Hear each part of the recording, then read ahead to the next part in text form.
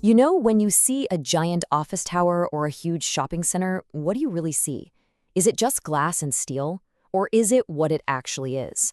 A living, breathing investment. Because that's the thing. Every one of these properties has a state of health, and we can actually measure it. So today, let's put a commercial property on the examination table and give it a full health check. Right. And this is the multi-million, sometimes even billion-dollar question, isn't it?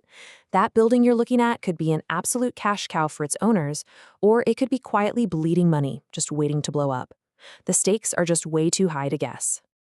So, how do you find the answer? Well, the secret is to treat the property like a patient. We're going to check its vital signs, run some tests, and make a real diagnosis. And the tools for the job? They're called KPIs, or Key Performance Indicators. These are the vital signs that tell us the real story of a property's health.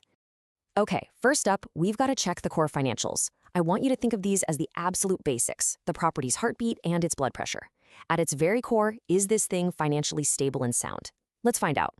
The single most important number, the heartbeat of the property, is net operating income, or NOI. It's simple, really. It's all the money the property brings in from rent and other stuff, minus all the costs to run it day to day. You know, things like utilities, maintenance, property taxes. Now, the key here is that this is all before you pay the mortgage. This is the pure profit the building itself generates. And the math is really straightforward. Let's say your building brings in $2 million in revenue, and it costs $800,000 to keep the lights on and everything running smoothly. Well, your NOI is a nice, healthy $1.2 million. That's the cash this asset is spinning off all by itself. So, great, the building's profitable. But, so what? What does that actually mean for your wallet as the investor? That's where cash-on-cash return comes in.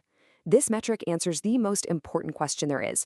For every single dollar of my own cash I put into this deal, how many cents am I getting back in my pocket this year? And you know, this isn't just some abstract number. Professional investors have very specific targets. For a really stable, lower-risk building, they might be perfectly happy with a 6% cash-on-cash return. But for a riskier project, oh, they're going to want to see something north of 10% to make that risk worth taking. All right, time for the blood pressure check. This is the debt service coverage ratio, or DSCR. And this one is all about safety. It takes the property's profit, that NOI we just talked about, and it stacks it up against the annual mortgage payment. It tells you, and maybe more importantly, it tells the bank how much of a safety cushion you have to pay your bills. And again, the math is simple. If your property's profit, your NOI, is $1.25 million, and your total mortgage payments for the year are $1 million, you have a DSCR of 1.25. What that means is you have 25% more income than you need to cover your debt. That extra 25%, that's your safety cushion. And believe me, that 1.25 number is not a suggestion. It's a hard rule that's baked right into the loan agreement. If your property's performance starts to dip and that number falls below 1.25, alarms literally start going off at the bank. It is a non-negotiable line in the sand that can put your entire investment in jeopardy. Okay, so we've checked the financial heartbeat. Now let's look at how the property is actually running day to day. This section is all about its operational fitness. Is this thing a well-oiled machine, or is there a bunch of sand in the gears? Probably the most obvious sign of a property's health is its occupancy rate. It's just a simple measure of how much space is filled versus how much is sitting empty. But here's the thing to remember. But 8% of vacant space isn't just empty. It's 8% of your potential income that is just gone, vanished. Now, here's a little distinction that the real pros pay close attention to. You have physical occupancy, which just means a tenant has a lease and their stuff is in the space. But what really matters is economic occupancy. That's the percentage of tenants who are actually paying rent. A new tenant might have a deal for 3 months of free rent. So the space is physically occupied, but economically, it's totally vacant. So it's one thing to get tenants in the door, but can you keep them there? That's what tenant retention is all about. A high rate, somewhere between 75 and 85%, is a fantastic sign of a well-managed building with happy tenants.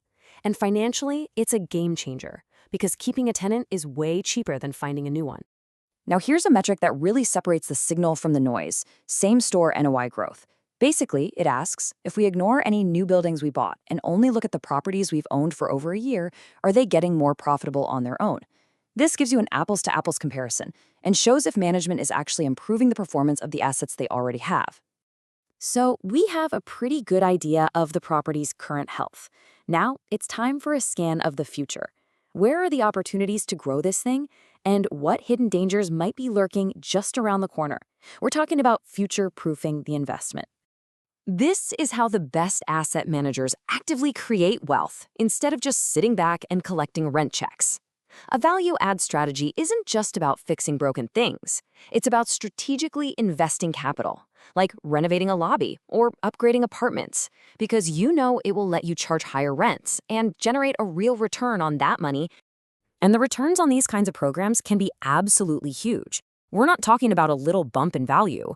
A good value-add program is aiming for a 15 to 25% return, sometimes even higher, on every single dollar spent on those improvements. It is a powerful, powerful engine for growth. Okay, now let's scan for risk. This shows what percentage of the building's leases are set to expire each year. See that giant spike in year 2? 45% of your tenants are up for renewal all at once? That is a massive red flag. What if the market's weak that year and half of them decide to leave? You are looking at a potential catastrophe. So the goal for any smart manager is to completely avoid that kind of cliff. You want to stagger the lease expirations, aiming for a nice, smooth, predictable 10 to 20% rolling over each year. This completely de-risks the asset and creates the stable, predictable cash flow that everyone wants. So we've run the tests, we've looked at the scans, we have our diagnosis. But here's the most critical part. These numbers are not just for some report that's going to sit on a shelf and collect dust. They are the language of decision-making. Every single number we've looked at tells a story, and that story demands action. So let's recap our health report. The financial vitals, your NOI and DSCR, tell you if the property is profitable and safe. The operational fitness metrics, like occupancy and retention, show you if it's being run efficiently. And those growth and risk scans help you prepare for what's coming next. It all works together to guide every single decision. At the end of the day, these KPIs don't just tell you the story of where a property has been, they're a toolkit for shaping its future. The real power comes when you use that story to make smarter choices, to avoid the risks, and to jump on the opportunities. The data can show you the path, but it's your decisions that will write the next chapter.